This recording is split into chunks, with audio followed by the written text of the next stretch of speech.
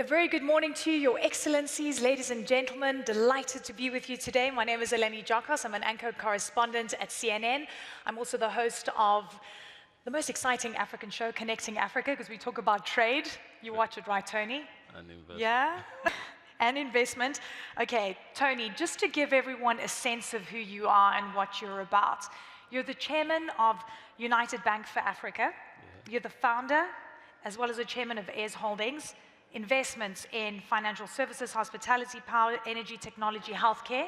I'm waiting for food to be added in and agriculture at some point. Yeah. It's coming, right? It's coming. Coming? Okay.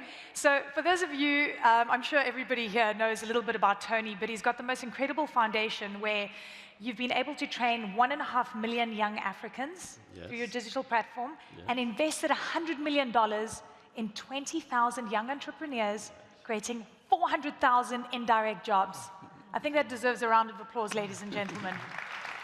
And what an incredible feat, because you were the pioneer of philanthropy in Africa. I think we must never forget that. But I want you to tell me about why you started focusing on that young African that just has an idea, doesn't know how to put a business plan together, and finding a way to train them and then give them money to make good on their dreams. I think I am a product of luck. Yeah. And I believe that I am where I am today because of luck. And not because I was the most intelligent in class or the most, I wasn't. But the point is, all around us in Africa, we have a young population.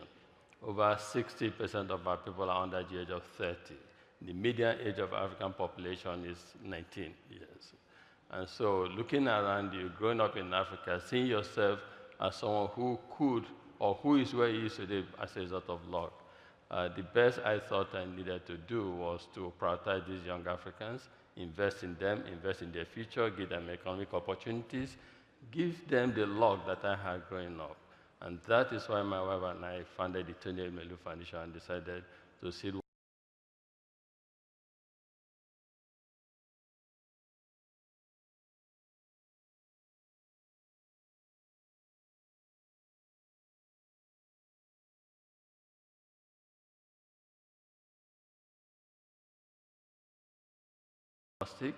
and so it's all about playing our own role in dealing with the issue of poverty alleviation, playing our own role in making sure that everyone, especially our women, are involved in economic activities on the continent, making sure that we create jobs. I believe that joblessness is a betrayal of a generation. Yeah. And when young people go to school and they are unable to find jobs, they embrace other vices in society.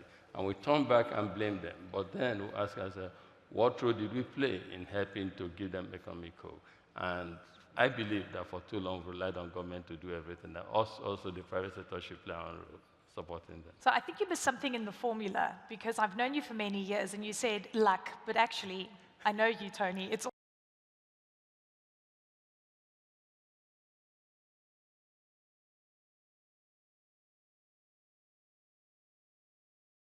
when luck meets hard work and preparedness, you succeed.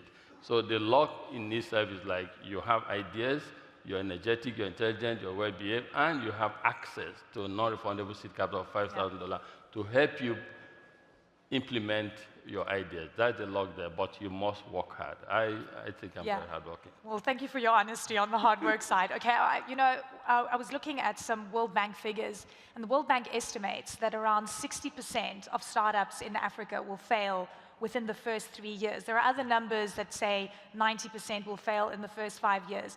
You've been funding a lot of these entrepreneurs and these people who want to be visionaries in Africa. What is the failure rate and what is the success rate, and what are some of the businesses where you believe could become mega players in Africa? I'll say that the failure rate is not low at all, and it's not low because it's low because there are quite a lot of challenges that young entrepreneurs go through on the continent, from poor access to electricity, to transportation infrastructure deficiency.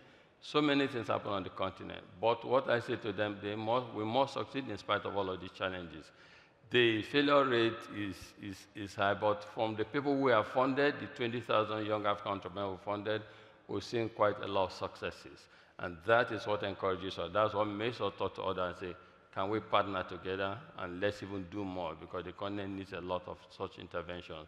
I believe that as we engage in advocacy with our government, trying to create the enabling environment that will allow these young entrepreneurs to succeed, as Friends of Africa also support in different capacity building initiatives, that the failure rate we see will change. And you don't say you will not, as entrepreneurs also, you don't say you will stop supporting them because some fail. If in a class of 10 you have 4 to 5 who succeed and succeed big, they can help also to lift more others up. But the experience is improving. We're seeing a lot of our young women coming to that space and doing very well. We're seeing young ones in tech sector. We're seeing women in agriculture. And so it's improving, and I want to see more of this. We should not be deterred by the failure that we see. We should aim to succeed in spite of that. I'm glad you mentioned women entrepreneurs. You've mentioned it a couple of times. And actually, the informal economy on the African continent is the lifeblood of the African continent. It is. And by the way, women are a big players in that, whether it's the mama mbogas in Kenya that sell fruit and vegetable, or what we see on cross-border. But actually, I don't know if a lot of people know this, there's no equality in your house. Because you have 5 daughters and 2 sons. We're oppressed at home. My wife, my 5 daughters, that is 6, and then my 2 sons are 9. So we're already oppressed at home. But I am also a product of, I grew up women, my mom, my sisters, and I've seen that investment in women, prioritizing women helps a lot in helping to develop families, communities, and our continent. And I embrace it all around me. Even in our businesses, most of our companies, you have a top leadership there of female. And it's not just because we want to balance this gender conversation. No, it's because they end it. They work very hard. And I have seen that they are great leaders and co. I sit at home. My CEO at home is my wife.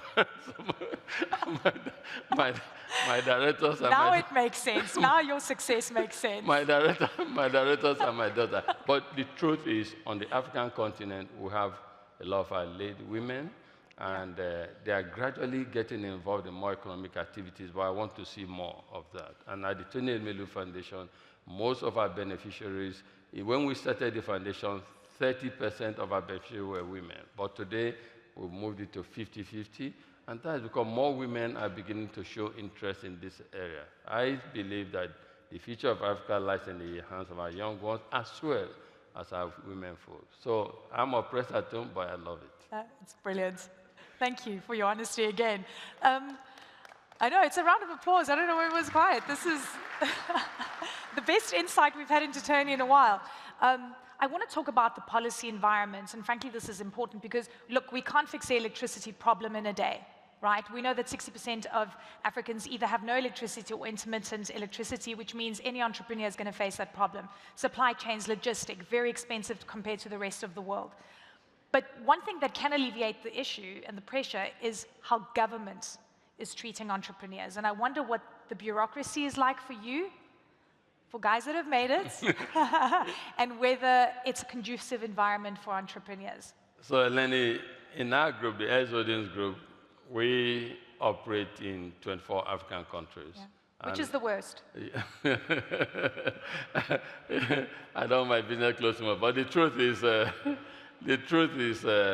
as Tumi said, Africa is a continent. Yeah. It's a continent of 54 countries, and I don't use one brush to just paint the entire continent. So in each of the 24 countries we operate in, and in fact, from the philanthropy we do, we can say we operate in 54 African countries because all our 20,000 beneficiaries cut across the entire African continent. They vary from one country to the other in terms of policies. But indeed, policy inconsistency has been a challenge in some of the geographies that we operate in. But gradually, our political leadership, our governments, they're getting more exposed. They're interacting with the others from other parts of the world. They're beginning to embrace the ease of doing business, the fact that if you want your country to develop, you must improve the operating environment. So we are seeing improvement. From when we started expanding across Africa about 15 years ago to today, I see significant improvement. But there's still more room for us to do a lot more. You know, the young entrepreneurs who we support, more would have succeeded if the enabling environment were good. The enabling environment can be better, and we are pushing. And each time I have an opportunity to interact with African leaders, that's what I say to them, soft advocacy. Say, please, you want to create jobs in your country. You can't have jobs when you don't have improvement in access to electricity. You want to create jobs in your country when you have multiple taxation systems. It's stifling, it's killing businesses. This is what young entrepreneurs tell us.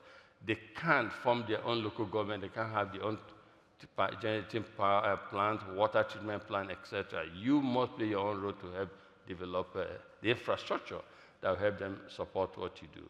So there's room for improvement on the continent, but the good news is that from where we started some years ago, I've seen progress. I even see African leaders more receptive now than ever before. So yeah. Fingers crossed. We're getting there. You asked about agriculture. You know, are you going to get it? What's happening? I have a friend in the audience here, boy, I think I saw him, who is strong in agriculture. We are looking in that area, but the right environment, because some of these investments take long gestation. Yeah. You don't want to go in there and tomorrow government changes policy. So consistency is good in investments. That's a very good point. And you know, for the people in this room wondering what is the best sector to get into, and again, to what Tumi had said about the most exciting economic frontier, Africa is the most exciting economic frontier on the continent. The people, the resilience, the endurance, the hustle, despite all the challenges. And I wonder, what is the most exciting sector for you looking forward, Tony? I think when I have opportunity like that, I like to tell people that the glass is half full. You can either see challenges or see opportunities. I invest in other parts of the world also. We have investment. We're the only African bank that operates in the United States of America. We have investment in regulated investment in the Gulf, and we also have investment in Europe and Co. In all the places we invest in across our group, there's nowhere else you get the kind of returns on investment as what you get in Africa. So the opportunities are there, challenges are there, but as entrepreneurs, that's what we're trained to do. We are trained to navigate challenges, you know, for the betterment of all, your business and society. So Africa beckons, Africa is open for business. We do have challenges, but you can navigate some of these challenges on the continent. We are a product of that environment, and so it's not just open for business, absolutely. Okay, so I've seen a lot of, by the way, I mean, you know, through my career, I've been seeing multinationals going, we need to get a piece of the African pie, the growth story, the double-digit returns, and you're seeing multinationals coming in. And now you're starting to see multinationals exit because they've been burnt, either by currency or they just can't do business. And if you've tried out Nigeria and you've made it, then you really are a strong entrepreneur. That's what most people say. Why do you think multinationals are failing, and why do you think it's actually time for the African to take control of its own narrative through your philosophy, Afro-capitalism? I think first that multinationals, some are leaving, some are also coming in. What is good for local or domestic investors is good for foreign investors. Create the enabling environment, and investors will respond rationally. There are a lot of multinationals who have succeeded and expanded on the continent, acquiring more businesses. There are some also, for a variety of reasons, who are divesting from the continent. And I think that Africans are not folding their arms. Afro-capitalism is that call. You know, for a long time, we believe, some of us believe that it's time that the African private sector stood up also and be counted. We believe that in the 21st century, investments should be made in critical sectors that help to uplift the African society in a manner that is sustainable. And I believe that from agriculture to energy sufficiency conversation that is going on now, that you're beginning to see African businesses rise and to the occasion. I believe also that the partnership between Africans and foreign investors on the continent will also help. At times, some foreign investors do not necessarily understand the African terrain very well. In the past, you used to have agents. Well, right now, you have co-investors on the continent who are ready to co-invest. We have African Finance Corporation. I saw the CEO here. They invest on the continent. They support local African investors, and they also support foreign investors. So some of those challenges that some used to have, even especially the local investors about access to capital, is gradually improving. And as we see more improvement in policy consistency on the continent, I believe that young African entrepreneurs and African private sector will even do more. And perceptions of risk, by the way, that have been one of the biggest issues towards Africa are going to start changing, because perceptions of risk, it's risk and reward. It's the funding issue. It's risk and reward. You know, that's why I said before that sometimes look as if the glass is, not it looks, the glass is half full. There's nowhere. We invest in countries. The kind of return we have on the continent is significant. You spoke before about currency issues. Currency issue is a problem on the continent, but you can also hedge some of these currency issues. Hopefully. No, certainly. Hopefully. Okay, we've got a few seconds left. I want to ask you a question, which I think is quite important, because the whole world, I mean, geopolitically, you know, we say this, you know, the US sneezes and the rest of the world catches a cold. And frankly, any foreign policy that comes through major economies affects Africa. So let me ask you simply this. Kamala Harris, Donald Trump. Who's going to be better for Africa? Who do we want interfering? Because someone's going to interfere. I think for me, I know both. Yes. But I believe that what's important to me and to the African continent is the person that will formulate the right policy that will power our economic transformation on the continent. So the one that has the most positive economic policies that will power African economy is the person I support. Both great people, they have their strengths and weaknesses. I know both of them, but I would like the emergence of who will support the true economic transformation of Africa, because at a time like this, that is what we need on the continent. We need policies that will help to support African, I would say renaissance, but African moving. So yes, it was Thabo Mbeki that coined African Renaissance, right, in '97. You coined Afrocapitalism. Yeah. We're moving forward. Yeah, and, we've seen Africans do great things, and we've seen, I think Bayo Gunlesi is here. When I read about him, all the great things he's doing in the world, from Gatwick to other places, airport to other places, I say, I'm proud of this guy. That is the renaissance we talked about. Yeah. That is the new spirit. We want to see the emergence of African private sector in Africa or elsewhere in the world doing great things and showing the best that we have of Africa.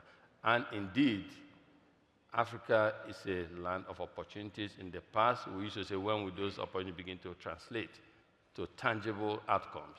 We're seeing that now. In our group, we see that, you know, and we want to see more interest, more investment on the continent. We want to see more partnership on the continent. It's time for investment, it's time for partnership, it's not time for aid now for Africa. Mr. Tony Elumelu, what a pleasure always to speak to you. Thank you Eleni. So much. Thank you so much. Ladies and gentlemen, a round of applause for Tony Elumelu. Thank you. Yeah. Brilliant as always. Thank you.